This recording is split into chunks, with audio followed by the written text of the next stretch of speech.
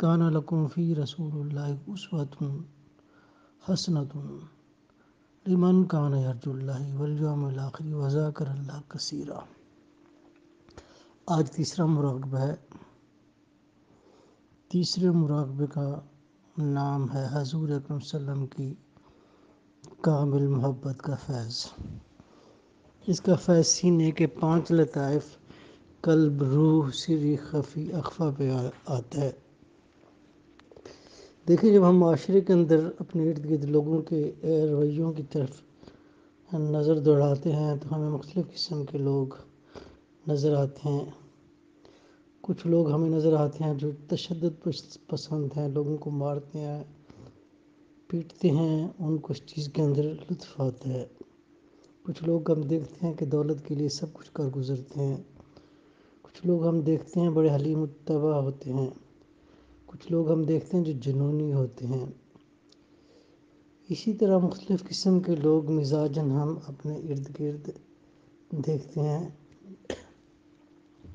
اور ہر شخص کا مزاج جو ہے اس کو ایک مختلف قسم کا انسان بنا رہا ہوتا ہے، کیونکہ سوسائٹی کے اندر جو ہے تربیت نہیں ہے۔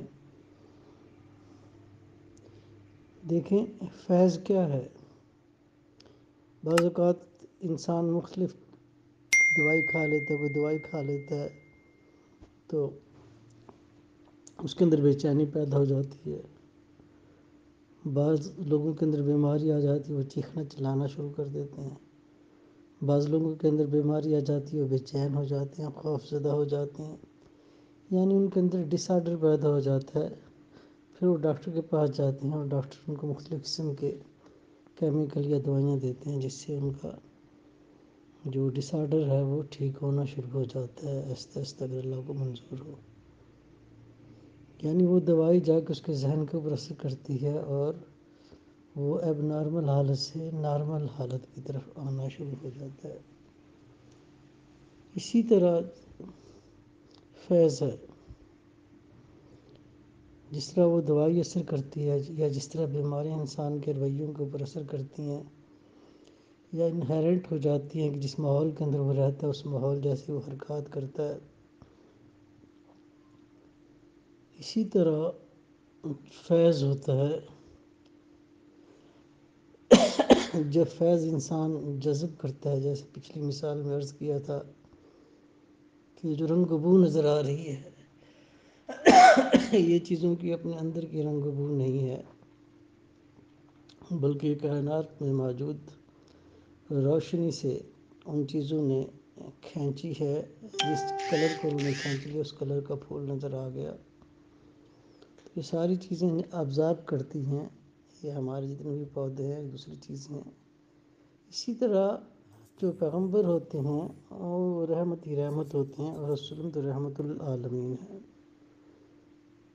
تو پھر ان کے جو سینہ مبارک ہے اس سے فیض جو ہے وہ رواں ہوتا ہے اور ان کے مخاطبین کے اندر وہ فیض جذب ہوتا ہے، اور ان کے اندر کی جو روحانی بیماریاں جو ان کو ایب نارمل کرتی ہیں، تشدد پسند کرتی ہیں، ظالم بناتی ہیں اور مختلف قسم کے رویے ان کے اندر پیدا کرتی ہیں، وہ صاف کرنا شروع کر دیتا ہے، جس کو عام فہم زبان میں تزکیہ کہتے ہیں۔ یہی معجزہ قرآن کریم کے اندر بھی ہے۔